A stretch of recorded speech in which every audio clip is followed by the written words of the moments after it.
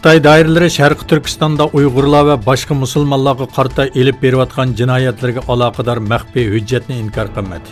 Lekin New York vaqt gazetining xabarini amaliyotdan chetnagan so'zlar bilan qorg'ulachi Xitoyga tuhmat qilishga urinish bilan aybladi. Oldingi kuni Xitoyning 403 betlik bir maxfiy hujjati oshkorlangan bo'lib, New York vaqt gazeti tarafidan e'lon qilingan bu hujjatga asoslanganda Xitoy davlat raisi Shi Jinping soqchilarga qat'iy rahim qilmaslik haqida buyruq tushirgan. Türkiye Tashqi ishlar ministri Mavlud Çavuşoğlu Türkiye'nin tashqi siyosati haqida to'xtaldi. O Türkiye Amerika munosabati bilan birga yana Türkiye'nin Rossiya va Xitoy bilan bo'lgan munosabatlari haqida savollarga javob berdi. Çavuşoğlu Uyg'ur turklarining tinchlik, aminlik va farovonlik ichida yashashiga, asosiy insoniy huquqlarining, diniy erkinliklari va madaniyat kimliklarining qo'g'dilishiga ahamiyat beramiz. Bu temalarni Xitoy doiralari bilan bo'lgan munosabatlarimizda kun tartibi qo'yib kelyapmiz. Oldimizda rayonga elib boradigan ziyorat doirasida aloqa va baholash elib beryapmiz dedi. Turkiyada faoliyat elib berayotgan Sharqi Turkiston Ma'rif va hamkorlik jamiyati hay'ati Germaniyaning Duisburg shahrida Sharqi Turkiston informatsion markazini ziyorat qildi. Sharq Turkiston informatsion markazining raisi Abdujilil Qarqash apandi bilan Sharq Turkiston haqida fikr almashtirgan Sharq Turkiston Ma'rif va hamkorlik jamiyatining raisi Hidayatulloh O'g'izxon muhojiratda uchur va axborotchilik xizmatini dastlabda boshlagan va hali ham davomlashtirayotgan Abdujilil apandini tabrikladi va minnatdorligini bildirdi.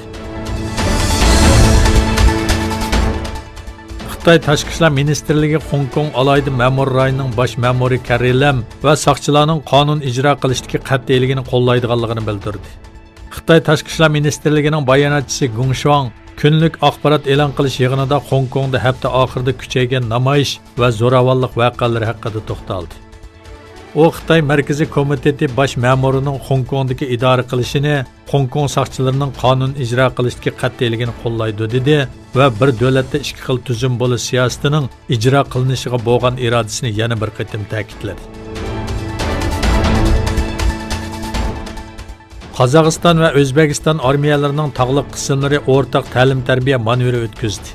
Bu haqda Qozog'iston Mudofaa ministrligi axborot ishxonasi tarafidan e'lon qilingan bayonotga asoslanganda, O'zbekistonda o'tkazilgan tarbiya manevriga Qozog'istonning Taqi Yamish tarbiyalash markazidagi qismlarning qatnashganligi bildirildi. Ikki davlat doiralarimi bu manevrning ikki davlat orasidagi harbiy hamkorlik tajribasini ilgari surganligini bayon qildi. Ikki davlat armiyalarining o'tgan yilmi bu rayonda manevr o'tkazganligi ma'lum. Amerika va Shimoliy Koreya rahbarlarining uchrashishi haqida Shimoliy Koreya doiralari Amerika o'zlari uchun vaqt o'tkazishga urinyapti. Bizga foydasi bo'lmaydigan bundaq uchrashishlar bilan endi korimiz bo'lmaydi dedi.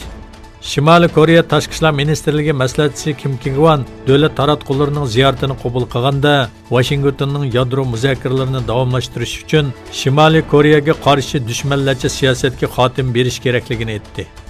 Amerika prezidenti Donald Trump tunugun Twitter hisobida Shimoliy Koreya rahbarlariga qarata oldira va kelishimga rioya qil, yaqinda ko'rishimiz degan edi.